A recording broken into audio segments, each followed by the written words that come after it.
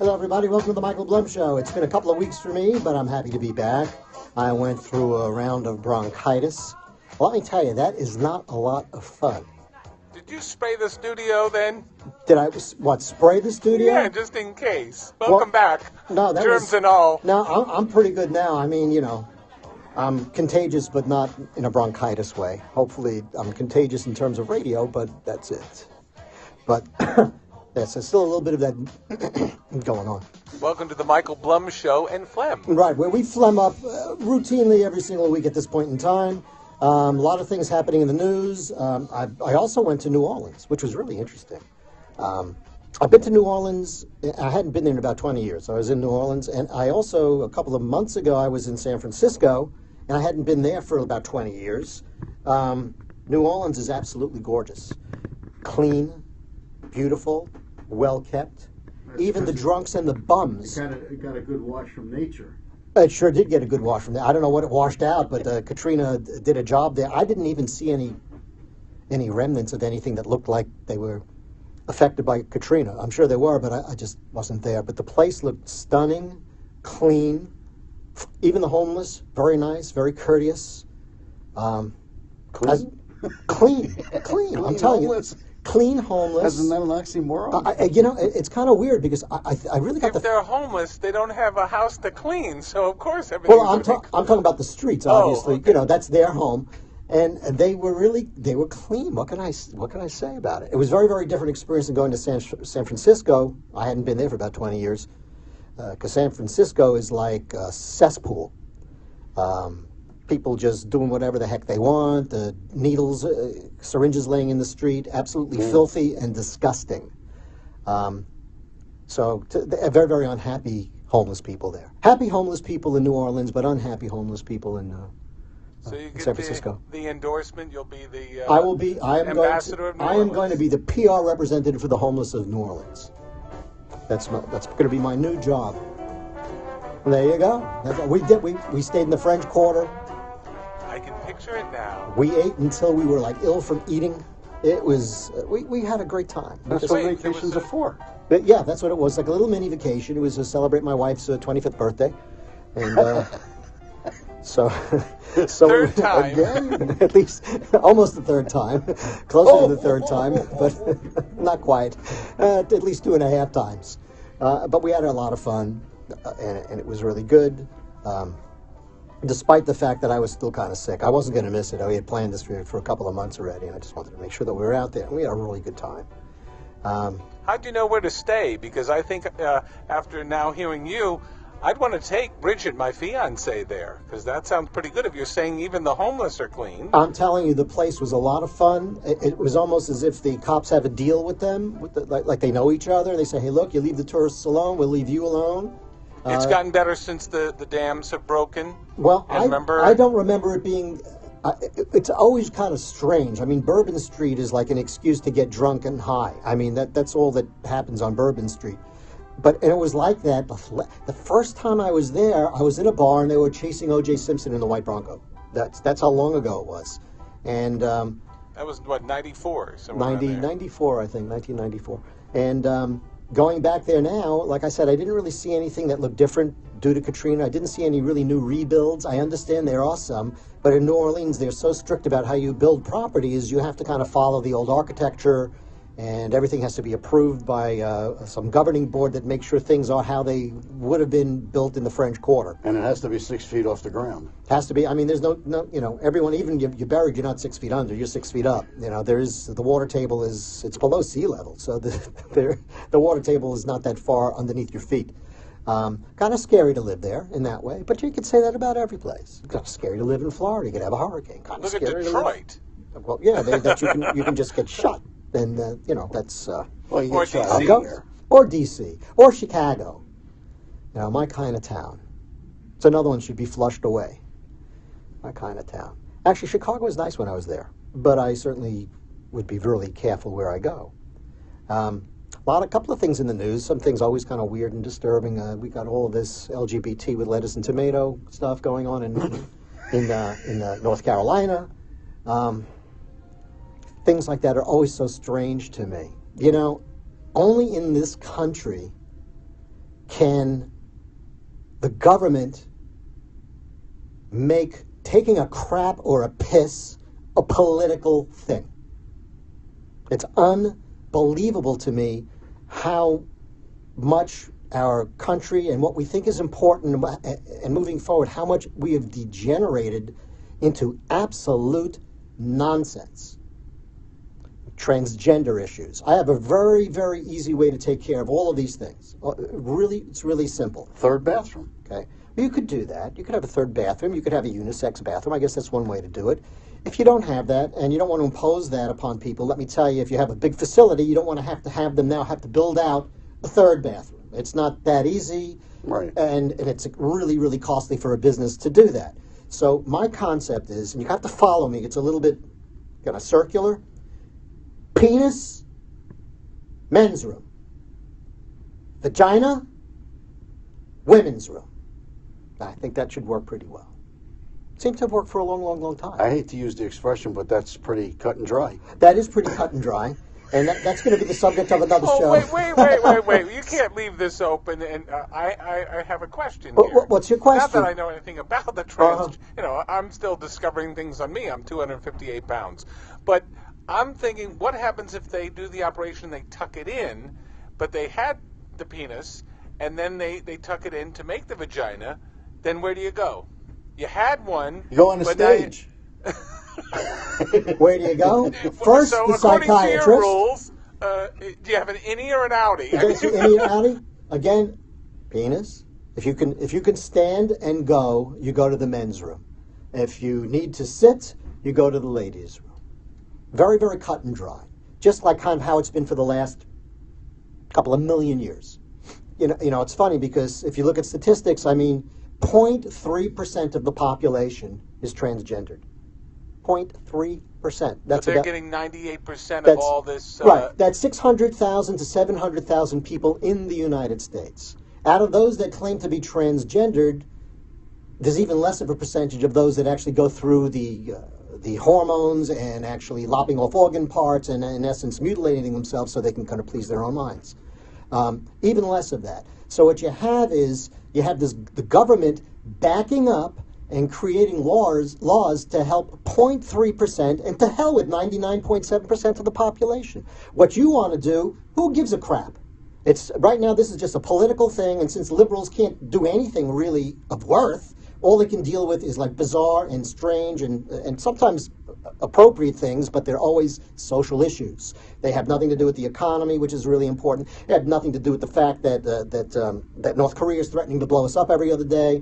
We're going to talk about hopefully. Oh, look what happened with Russia and Russia. The planes. Right, the planes. I mean, what does that country do? Obama probably calls up and goes, "I'm sorry that our boats were so close to your planes."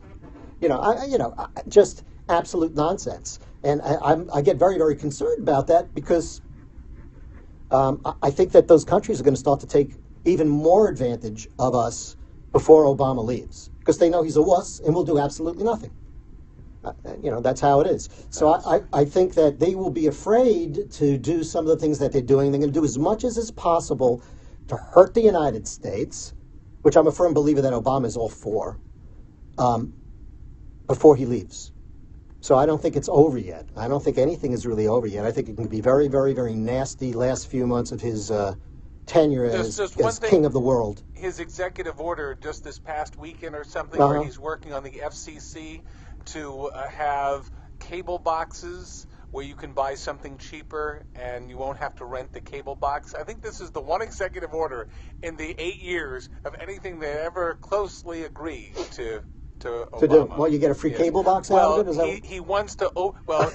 I guess he doesn't really have control over that. Doesn't he have to solicit the FCC? They're the ones, the governing body over there. I'm president. I'm President Obama. I can do whatever I want. We have free enterprise. That's unfortunate, but so they won't be making money from the box rentals. So they'll raise the rates. They'll raise rates. There's no way around any of these things. Businesses, their job is to make money and profit. And that's how it goes. And if you're going to take away from one end, something's going to happen on the other end. And that's how it always is. Prices don't go down. You think the price of Burger King is going to go down? It's not going to happen. Just not going to happen. Not at $15 an hour for No, of course not. Are you kidding me? If anything's going to go up. And I can almost guarantee you that it will. I see the kiosks coming up. There was a machine. I read a news article the other day. There's a machine now. I think it makes 250 burgers like in an hour. Okay, so what's going to... A machine that makes a burger? That makes a burger. And they say it makes it flawlessly. Better than human beings. With just the right amount of things. You program it. It slices everything the same. And so... Oh, including the bun. The bun, the pickles, the secret sauce, which I'm afraid to ask what secret sauce is, but the secret sauce, everything. You want to know? No, not really. It's mayo and ketchup. That's it, mayo and ketchup. Maybe a little relish juice. Well, a little relish or me. I So like in a some form, sriracha. remember the automats that used to have the little window, and you would take the little cheeseburger? I love them. burger out? Horn and Hard Art in New great. York. The Those are all gone now, right? finished, gone. Bring it back, and now it's retro. That's right. Right. You can make a new thing about it, a whole new design plan, a whole new game for it. But I'm happy to be back. What can I say? It's like 2 weeks. I feel like I can't get my thoughts together because I want to just explode in verbal diarrhea here. But but we'll go on with it. But this whole LGBT thing is like, to me, just kind of nuts. Just absolutely nuts.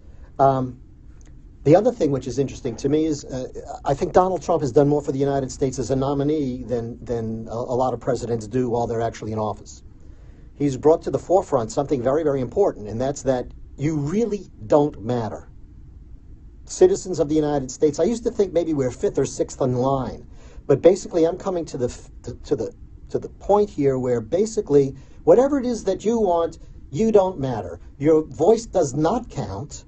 Your vote does not count, and people will do whatever they're going to do to go ahead and help their political party. And I think it'll get worse and worse as we get closer to the election.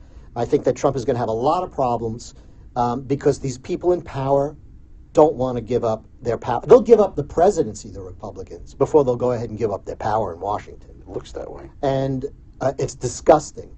The other thing that also leads me to believe this was news. There's been news the last few days about that Saudi Arabia was involved in the 9/11 massacre, 3,000 people. I kind of figured that out. I don't know why this takes so much brilliance. I mean, I think out of the 21 people that were the terrorists involved with it, 15 to 17 of them, I don't remember the exact number, came from Saudi Arabia. Shocking, isn't it, that they might be involved with that? Also, from what I remember, President Bush the Tush, he let a couple of Saudis go out of the country immediately after 9/11. And now... Osama's family all got special transport. All back. And so, to me, I think that the United States knew about this. They knew the Saudis were involved. And once again, the people of the United States, when you hear a president say, we'll get down to this issue, we'll make sure all these perpetrators are punished, BS. They don't give a crap. Why?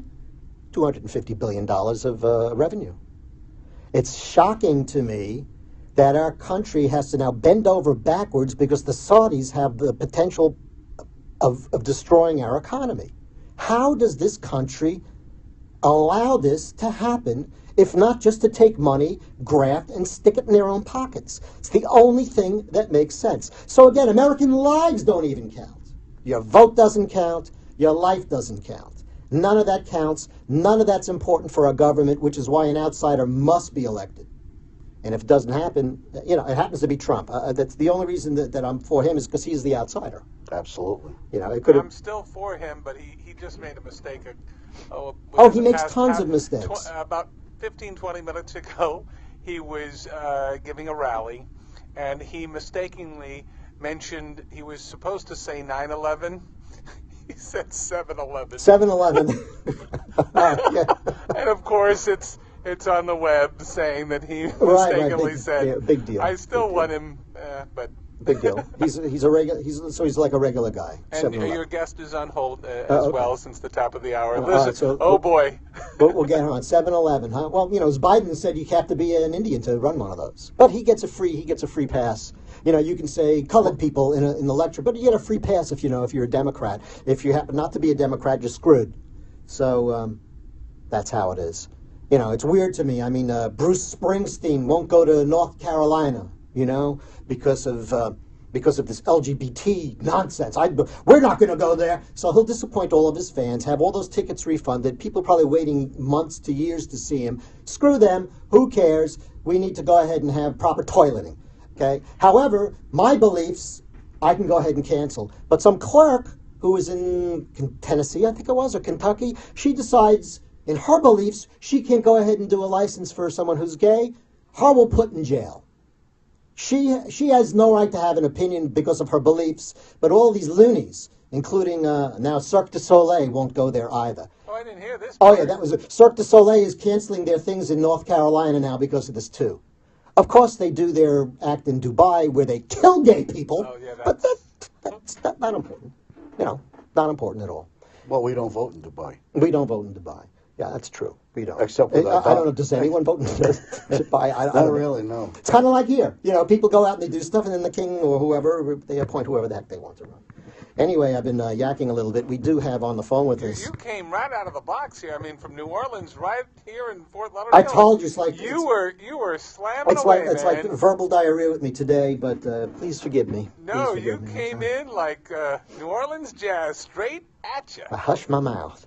I went to a couple of plantations. I had a good time there. We had a good time there. We learned a little bit about American history's past. Some of it's not beautiful. Some of it's rather ugly, but it's our past. Especially here in the South. Oh my gosh! Oh my gosh! And I talked to my father about things from World War II. I mean, how they treated people. He was in Mississippi. That's another show too. But we do want to welcome right now to the Michael Blum Show Farhana Qazi. She's an expert in terrorism, and I wanted to welcome you to the show this evening. How are you? I'm doing well. Thank you for having me. Oh, my pleasure. We were supposed to have you on a couple of months ago, and I think that may a couple of weeks ago. That's I think when I got sick. And so I do appreciate you coming back and joining us this evening. Can you let people know a little bit about your background? Yes, absolutely. Well, first of all, thank you. It's always an opportunity to engage different audiences, and I appreciate the chance to talk to Americans.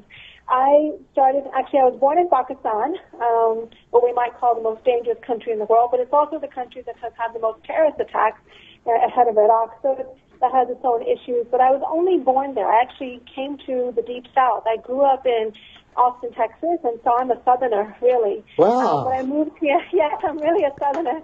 And I moved here to Washington, D.C. I can tell from the accent. I'm sorry? I said I can tell you're Southerner from the accent. Oh, well, most people can't because I don't say y'all. Y'all. Different words. But I do love the South. I love the people, and I love Southern values and Southern hospitality. Having said that, I came to Washington, D.C. to pursue a degree, my graduate studies in security policy and U.S. national defense. And right after graduate school, I became the first American Muslim girl. I was a girl back then, so I was 24 years old, and I joined the CIA's Counterterrorism Center. So I was an honor and a privilege to serve my country. But after working in CTC, and this was before and after 9/11, so I have seen an enormous shift in U.S. government agencies and the way, most importantly, the way that we tackle the terrorism problem, which we can probably talk about.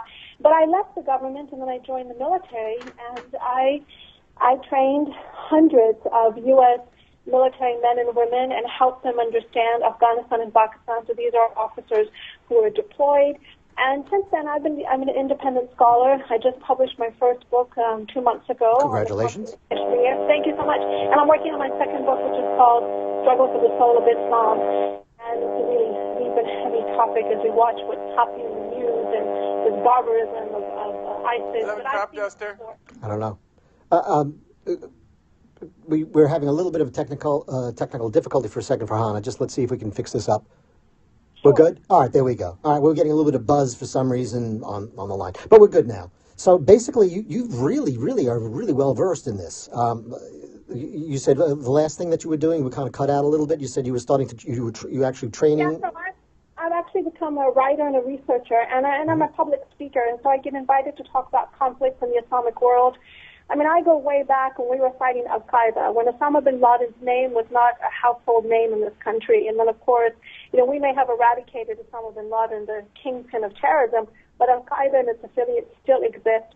And, of course, we've seen the mess and the anarchy of the Syrian civil war has created the birth of ISIS and so many other groups, even in my birth country of Pakistan and maybe in Afghanistan, you have other local jihadi groups.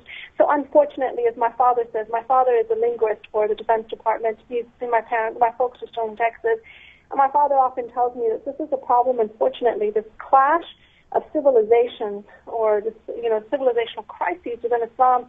It's an ongoing conflict, and it may continue regrettably, in my lifetime. Well, unless, like you said, it's easy to throw bombs. It's easy to go ahead and create physical damage, but it's much harder to change the way people think. The way people think, that can change, but that takes years, if not decades, and sometimes centuries to really change. My first question for you, though, would be, is there something that you think the American public is missing in terms of how it interprets what's going on in the rest of the world in terms of radical Islam? Yeah, that's a great question. I think that there is some knowledge about what Islam is, but quite frankly, there's also a great deal of ignorance. And so unfortunately, what I've seen, and I'm a spiritual woman, and I have practiced my faith, but I've also served my government, and I think that often what becomes conflated is that Islam is the problem. And the reason why we see this is because we've seen radical groups who say Islam is the answer. And so what happens is that when you see in countries like Saudi Arabia, when Muslims are punished very harshly and, chopping off their hands, or if you see crimes, what the Taliban has done, which is, so-called representative, jihadi group, and then they will commit, these horrible acts against women publicly in the public square, and they'll beat women. So what happens is that's been attributed to Islam. So we need to separate the faith from the way the faith has been misapplied and misinterpreted. Well, it's difficult for Americans to do that because everything that they see and everything that they go on that we hear about is, there's 20 major conflicts in the world. 20 of them have to do with Islam, beheading people. Things just seem to be so backwards and so publicized that way that you're asking the American people basically to turn their backs on what they're seeing and to lie to themselves. That's kind of the perception that they have. In all respect and all fairness, I'm not asking the American people to turn their backs. In fact, what I'm saying is that we need to confront this. And I have seen, and I'm really an idealistic person, so you should know that I've been called when I would teach the military, they used to call me the positive princess. I always like to look at what we're doing that's right and not what's wrong. What's happening in the name of Islam, and it's also not just Islam and religion itself, it's also the political realities that we have to also tackle as well. And those our foreign policy adventurism, and our policies in the Middle East, your former guest was just talking about Saudi Arabia, for example, that needs to be dealt with as well in conjunction with this war, which is a war of ideas. But to be fair, it's multiple wars currently. It's not just a war of ideas, which in some essence, and I agree, it is harder to fight. It's going to take a generational shift. But there's the ground reality. There's the, trying to take away the physical territory from the terrorists is also very important. Pushing ISIS back, not allowing the Taliban to take key cities and centers in Afghanistan is important. And then you have now, which is really scary, and probably I would argue one of the most difficult war efforts now is the online space. And I'm very proud of people who have acknowledged within our government. The former Navy SEAL officer, Mr. Michael Lumpkin, is now at the State Department head of the Global Engagement Center. I just had a meeting with him a week ago. It's a good news story to see these key individuals within our government who understand that this is going to take time and energy and effort. It'll take a lot of time, a lot of energy, and a lot of effort. This is such a Herculean task. It's it's tough to figure out where you're going to even start with this. That's not really a theory, but basically I heard about Al-Qaeda and Osama bin Laden with the bombing of the Cole, the USS Cole. I guess that was in the 90s. Yeah, sometime in the 90s. And it was... That was in October 2000, and I know that well, actually, Michael, because it was the day of the USS Cole bombing is the day I started work in the agency. Wow. So, to me, I look at history. I try to review history from time to time so I don't forget things. It's been a while since I've taken American history. But there was a guy in the 40s who said, I think I'm going to round up as many Jews as I can and kill them. And what he did was he rounded up as many Jews as he could and he killed them. So to me, when I hear someone say, we're going to go ahead, we're going to get as many Americans as we can and kill them, I listen to them. And it's disgusting. My father and I had a conversation today, in fact, and he was saying to me that he's just really disgusted, and this is why he doesn't like to even focus on these groups, and he does his own translation work. But I deal with it every day because what I do is, in addition to being a writer, is I also am a consultant, and I try to find creative solutions so that we can combat this threat. And one of the things that I see And there's a really great need and a responsibility for American Muslims and Muslims in Europe, Muslims everywhere, to speak up and stand up. Recently, for example, there's a video series that was launched by, it's a guy in Minneapolis where there's a strong Somali community, and it's called The Average Muhammad. And it's a fantastic video series where he's trying to teach the Muslim youth in America, even though he's had over 200,000 hits of his videos worldwide. So people are watching. And it's just one guy who works at a gas station who happens to be very articulate. He's raising this Somali family with 4 children. And he's put together some videos. Now, I'm sure it's funded by another organization, but that's one small effort. I've seen people in the Middle East. There's a guy in Jordan, for example. His name is Suleiman Baqi. He created a comic book series.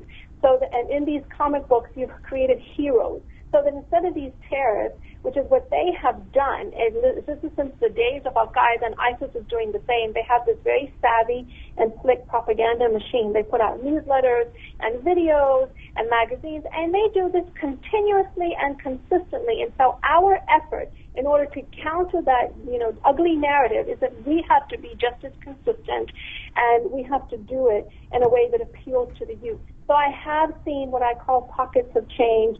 But yes, Michael, we collectively need to do more. I'm very proud to say, as an American Muslim woman, that I have seen in my own community. I'm in Virginia. I've seen, and I go to different mosques here, and I go to the mosque, and and basically I volunteer for different programs, and I've seen that in different communities, people are they're focusing on families, because if you strengthen the family unit, then you don't worry about your children falling prey to ISIS recruitment online, for example. And one thing, and I think that's really one of the key kind of symbols and themes that I've heard even coming out of our U.S. government, which is the family first idea. Well, that's unique because this government doesn't promote family first. This government promotes nonsense. This government promotes no family. This government promotes and gives you extra money if there's no man in the house. This government promotes if you happen to have a whole bunch of children out of a wedlock, that's good. There's as you know, there's a faction of this government that basically throws money at people to keep them in line. There's a new, it's a different type of slavery. It's like creating a permanent underclass. So I'm happy that you're seeing that kind of change. I wish I could see more. When I see statistics that 75 to 80% of all black children are born out of wedlock, I think that's kind of disgusting. And I think that there is no real family anymore. And I think your family can be 3 people, a man, a donkey, a pig, and a horse. Because you feel like doing it that way. Well, you make a very fair point, and there's that challenge in America as well. I was just telling my father, for example, that what we don't have in America, which people, have lived in this country since the 50s and 60s, you had a strong community system. I still see that. I grew up first in small town Tennessee, and then I came to Austin, Texas. So I actually grew up in small town America, and I could see that there was that sense of community. We've lost to that. By the way, the U.S. alone is not going to fight ISIS. The great deal of effort has to come from Muslim nations, the Islamic world, because again, the crisis is within. But that's not happened. The heart of the Muslim world. But that's not happened. And Farhana, that's not happened. There's been issues out there. It's not happening strong enough. I mean, I think what we're seeing, again, I come back to one effort here and there. So I'll give you an example. In the United Arab Emirates, in Dubai, which is a bustling, metropolitan city, Dubai, with the United States, they launched this center called the Thawab Center. And what that means in Arabic is like the center of reward. And so what they're trying to do right now is create these counter messages to ISIS. That's one small effort.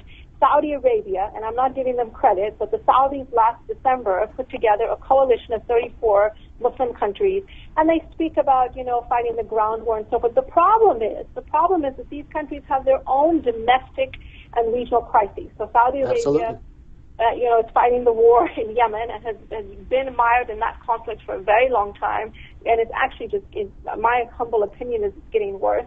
The Saudis really should play a more positive, dominant role in the Muslim world instead of just being the custodians of the holy places. I mean, the Saudis really need to take ownership of some of these problems, and they're not. And in my humble opinion, they're really not. In fact, as your guest informally was saying, that they've been complicit. And so that creates a huge problem as well. You have the small, rich Gulf states that we, as America, we have a strong relationship with because we have U.S. NAVCENT and CENTCOM. Our military troops are based there, and so for our strategic interests, we are there in the Middle East. I think it's really, we need to look at our foreign policy agenda, and this president has been very lax in confronting some of those threats. Yeah, he does nothing, basically. Leads from his behind. That's kind of what we have going on here in the United States. And if he hears it in the news, maybe he'll do something about it.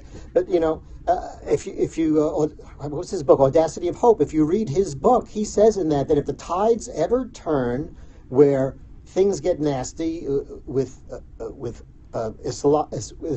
Islam as a religion, he's going to side with Islam. That's what he said. Said it. He's quoted. It's in his book. And lo and behold, he's at least an honest guy. He's doing that. His sense of what's important in the United States to me is like nonsense.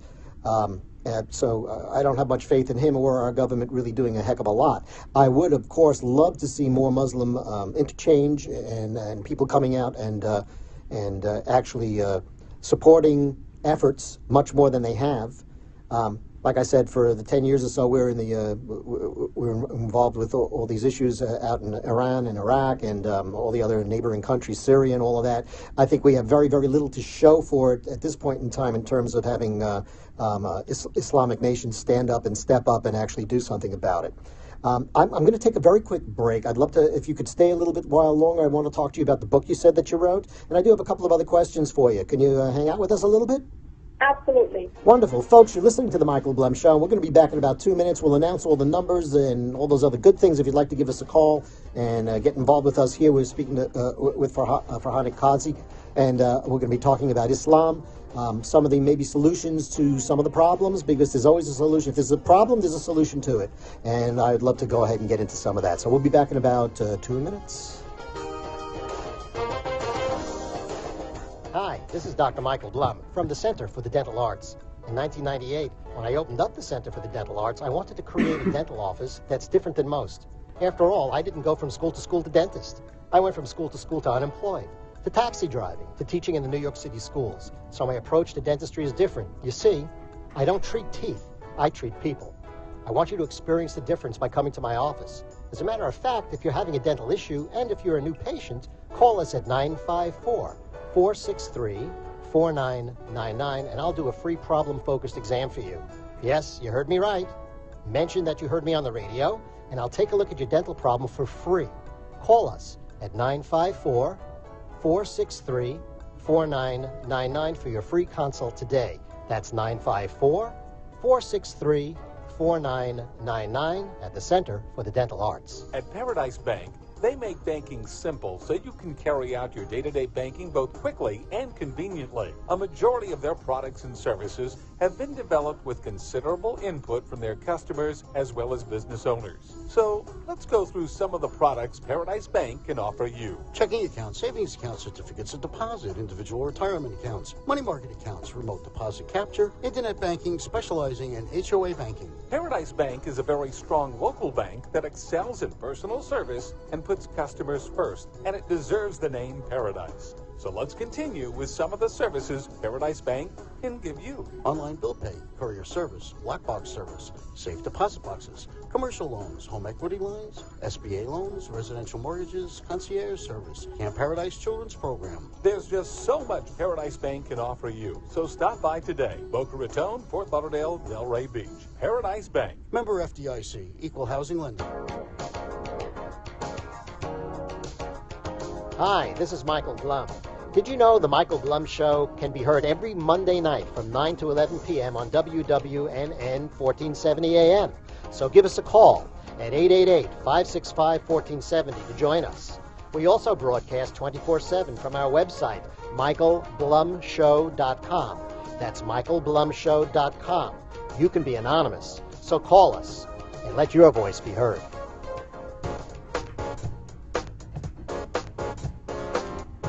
Hi, this is Michael Blum. Here at Reality Radio, we talk about the things that most people don't want to talk about.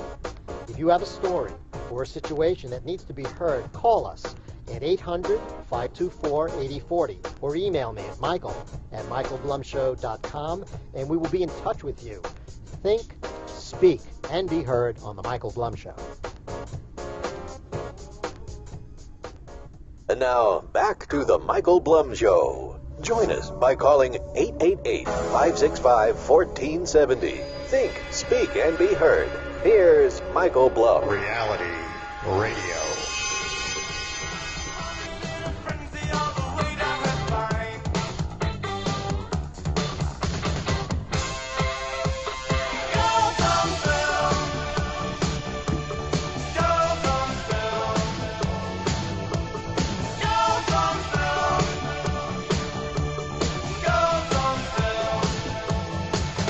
Hello, everybody. You're listening to The Michael Blum Show. Welcome back.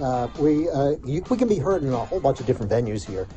If you're in South Florida, certainly wwnnradio.com/streamer. You can hear us there. You can hear us from michaelblumshow.com. We also simulcast on iHeartRadio, TuneIn Radio.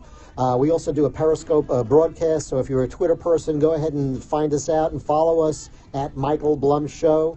That's MICHAELBLUMSHOW. Sorry it's so long, but I wasn't thinking when I made the handle.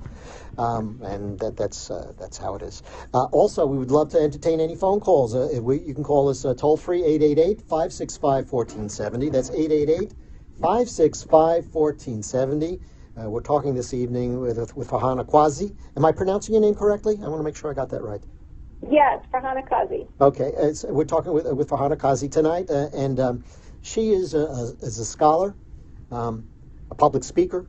She spent 20 years studying all the conflicts of the Islamic world. She talks with local communities in terms of trying to counter violence, and obviously she's just extremely well versed in this, in all of this. I'm curious, Farhana, have you experienced any? Let's say, any negative comments because of just what you happen to be? No, in fact, I've been very blessed in this country. My father came here because I was the eldest child and I happened to be a girl, and so so that I would have options and opportunities in this country. I think that I've always celebrated my diversity, growing up in Texas and then coming to D.C., and even working in the U.S. government at a time where there were very few Muslims, quite frankly, men and women in the intelligence service. So I have always seen it as a civic responsibility to serve, and I grew up with the mantra in my household to lead a life of service. So quite frankly, I've been very blessed. Well, it's phenomenal to have you on. I got to tell you that it's we've had other speakers go ahead and talk about Islam. Rarely a woman go ahead and talk about this. I'm curious how you feel about our open borders and just allowing people to come into the country. Well, I have to say, there's 2 points. Number one, America, when we look at our history, and I think history is important, so this is a country of immigrants, and so I celebrate that. Now, having said that, of course, when you come to this country, you have to acclimate, and we did that growing up. In fact, we moved into an all-white neighborhood back in the 1980s, and so it was very important for my father and my mother to raise their children.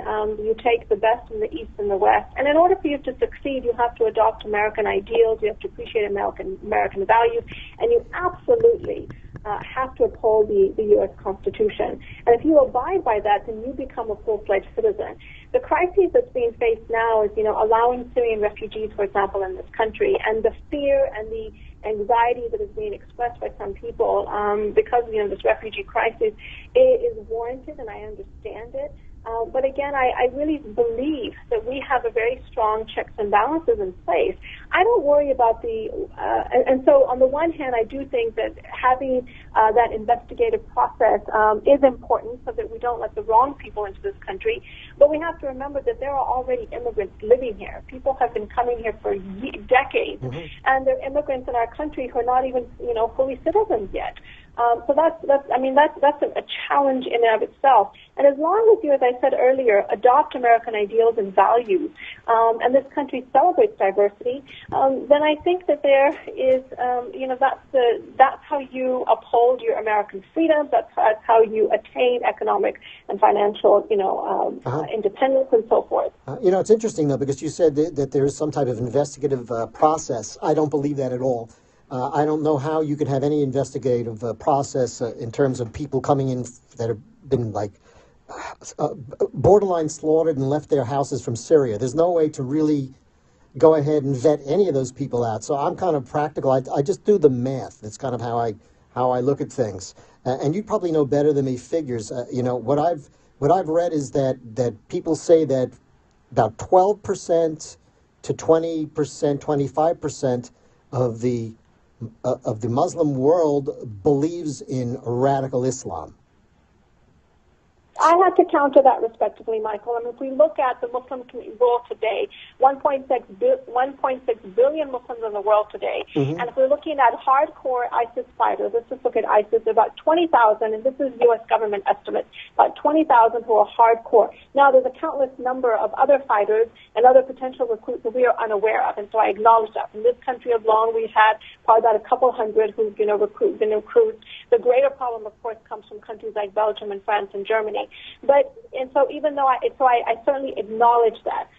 And coming back to your earlier point, when we think about immigrants coming to this country, I mean, Michael, in order for you to succeed, you have to provide the basic social services. Otherwise, you don't succeed in this country. And we've seen that in other ethnic and, race-based communities who actually been born and bred into this country. And so what I mean by that is that immigrants who come to this country, my family came because we were already well educated. We came from the top echelons of Pakistani society. So most South Asians, quite frankly, come to this country for education.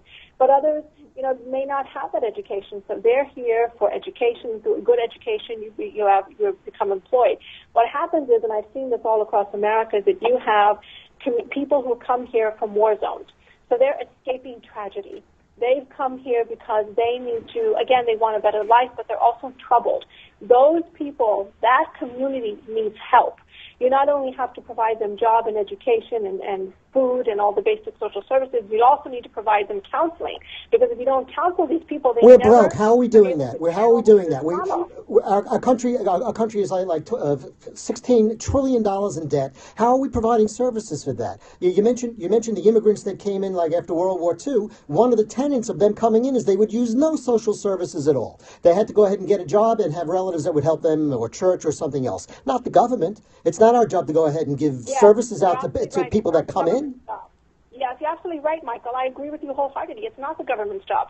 So, for example, I'll give you a real prime example of Denver, Colorado. I was just there back in December, right after the San Bernardino attacks. And in Denver, Colorado, there's this part of Denver, which is the Aurora community, which is where 3 girls who tried to join ISIS. This is from the Somali and Sudanese community. And then, luckily, they were brought back, into their homes. And charges were not pressed against those girls because they were underage. So they're back in high school, and I was there to witness it. And then the one girl who converted, Shannon Conley, she's in jail right now. Now, what happened to that community? It didn't fall on the responsibility of the government. It was the Somali community and the East African, the Sudanese, who set up a town hall, and they acknowledged that now we have a problem.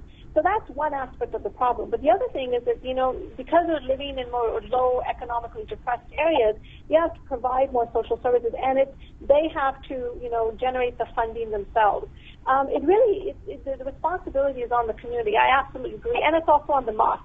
Because what happens in this country is many people, they just, whether, as you've indicated earlier, East Europeans came here and they went to their churches or their synagogues. Here you have to have mosques provide those kinds of services.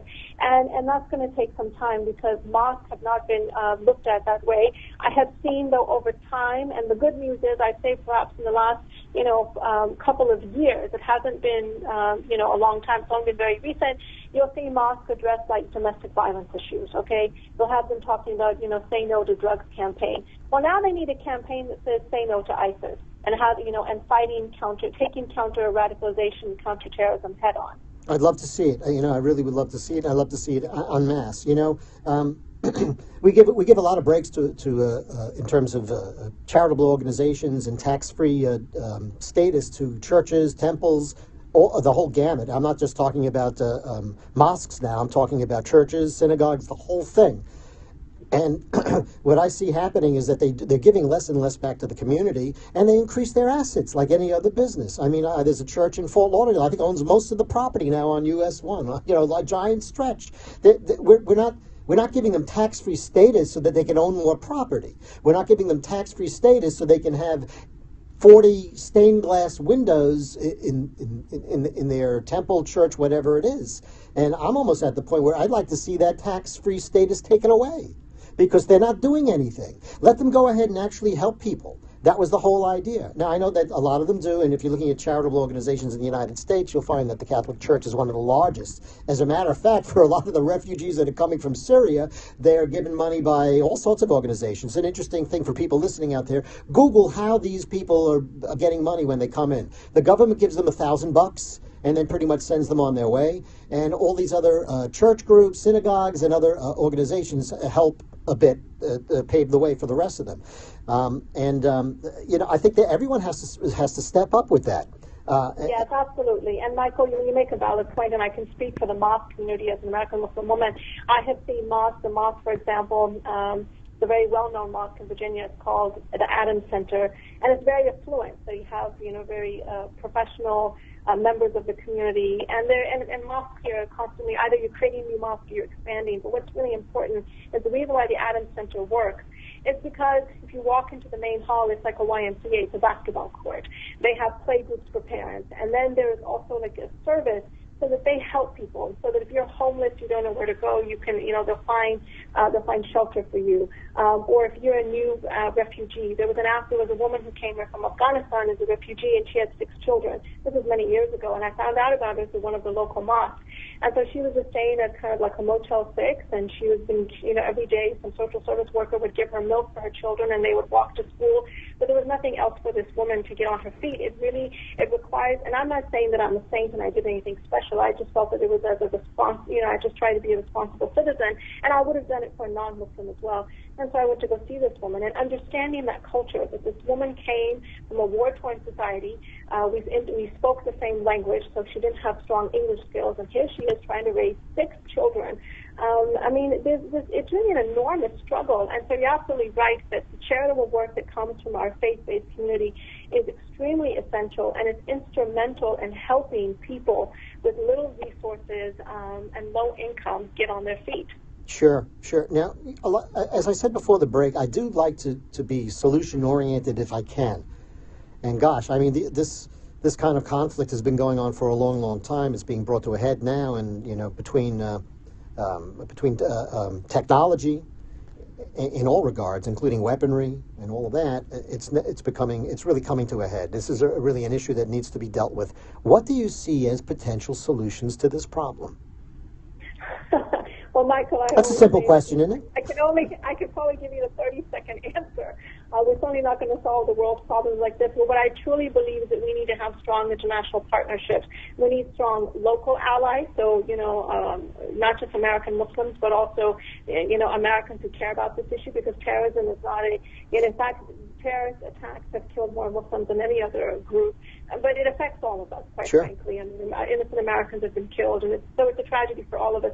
But we really need to, as you say, step up. And I think one of the failures is in the international community. When I see countries like Iraq, for example, who's taken on the fight against ISIS, they're still poorly equipped. The President Obama just announced we're sending in 200 additional American troops. We've been there for 20 years. We've been there through almost 2 presidencies. Yes, absolutely. Afghanistan is a key example of, quite frankly, either a failed or a very fragile state. Pakistan is mired in its own issues. And so we have what I call shaky alliances with countries. We can look at what happened in Libya, and that's a different argument in itself about the failure of Libya, because we took out Omar Gaddafi. And so there's an argument that some Republicans have made with whether we should stick with demagogues or dictators, because at least there's a semblance of security in these countries. At least we won't see the Middle East, a very volatile region, falling apart. So I think we need stronger allies, and we need to see Islamic countries take on responsibility. I'm one that believes that we should let people. I don't think you can turn a country into a democratic society if it's not ready for it. Like I said, sometimes time is the thing that needs to occur more than anything else, and you just got to hope that and protect yourself during those kind of really tough periods. But I have like 2 different opinions in terms of foreign policy, and they're both based on science fiction movies or science fiction. It's a little bit weird. Basically, I have there's the Star Trek idea, and what that is that you go ahead and you do trade with people. Trade is always okay, and you do not impose or change anything in terms of anything else. You let those societies grow, and you don't interfere with them, and you go ahead and let them do whatever they need to do, and you develop your relationships, hopefully good relationships, by trading. And they get to know you, and you get to know them, and sometimes there's an exchange of idea or thought processes, and that's how it works. So that's one way of looking at it. The other way is I look at it from the movie The Day the Earth Stood Still. I don't know if you're familiar with that. It's a classic Cold War movie where an alien comes down basically and says, I need to speak to the leaders of this world because you now possess the possibility of blowing everything up. And you may not be aware of this, but there are other people in this universe, and if you do that, it affects them. So if you don't take care of this business, you're going to be obliterated and become a cinder because the rest of the universe can't deal with what you're doing. So those are the two approaches, rather opposite. Well, I like your Star Trek analogy, and I'm a huge Star Trek fan. When it was the captain was played by Jean-Luc Picard and so forth. And I think it's a very fair point that trade, and also I would add to it educational exchanges, which the State Department still continues to do. You'll have students come from their country and we send students to other countries, and so there's an openness and an awareness of ideas, and that in itself takes time. But trying to our interventionist policies have actually been a failure, and we've seen that what happens is it costs us not only money but resources.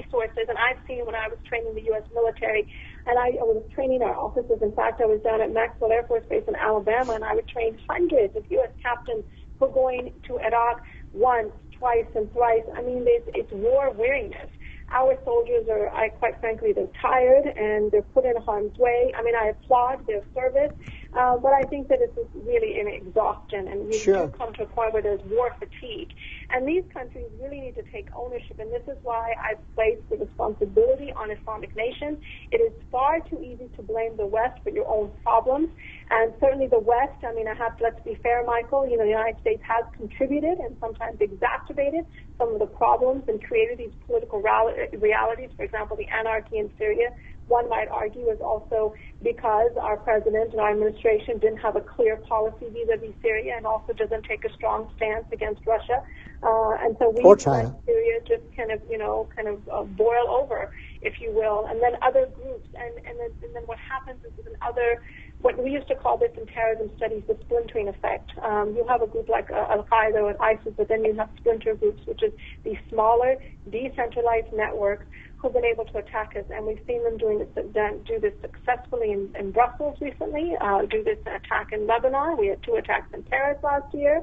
There was an attack at the soccer game. I mean, you name it. It is just ongoing. And so we're living in, quite unfortunately, in a more dangerous world. And unless these countries realize that it's hurting them and their population, but unfortunately you have corrupt elites. We think our government is corrupt. At least our corruption is less visible. And these countries we hide it well. Open corruption. Yeah, we hide it pretty well. It's coming to the forefront a little bit more. And I think that politically, that's what everyone's really afraid of. I mean, God forbid someone like Bernie Sanders or Trump would get into office, because they would expose everybody. They would show you how meaningless you, as we the people, really are. There's a reason why bills to audit the Fed have never passed, and that's because if those ever come to fruition, heads would roll. We would find out where our tax dollars really go to. I mean, these are simple things that anyone who's reasonable would do.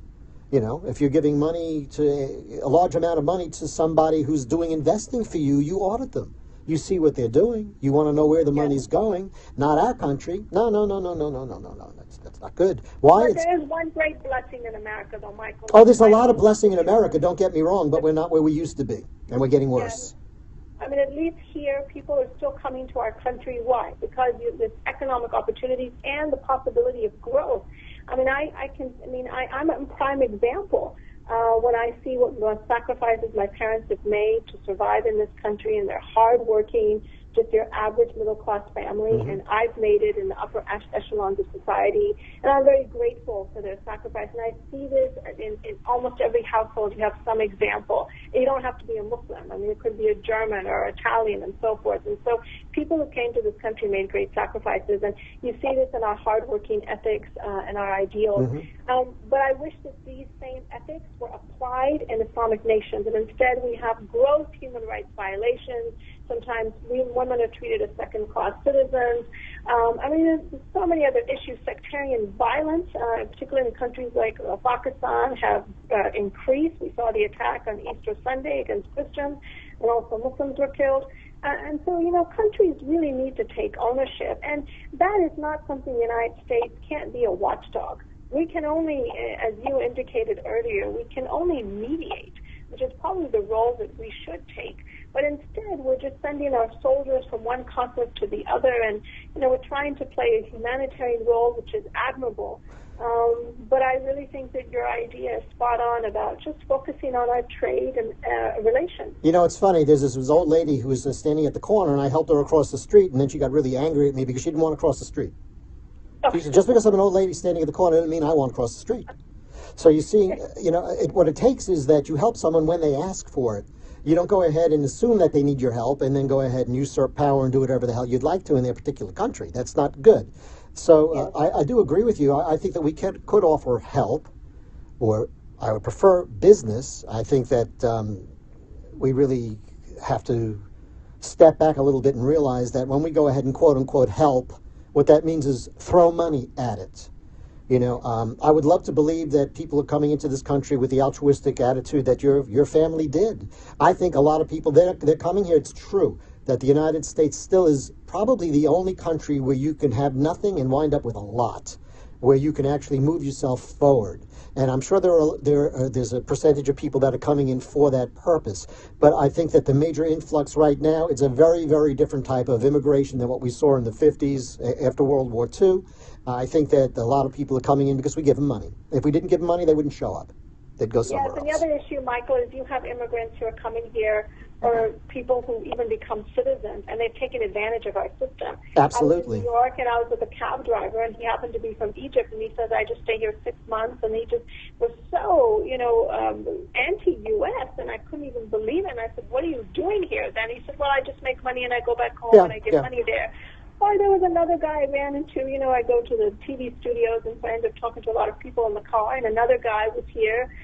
He keeps his family back in Pakistan, but he just makes his money as a driver, and then he goes back. And so I just find, and then I've seen women also, unfortunately, Muslim women do this too, who are very elitist and come from very rich families. They come here, they give birth to their children, and they go back, because all they want is that American citizenship. And so it means a lot. It's on the one hand, okay, it's valuable, the citizenship of this country, but you shouldn't abuse it. Right, it should be earned. Yeah. It shouldn't be given. That's unfortunately how it is. It should be earned.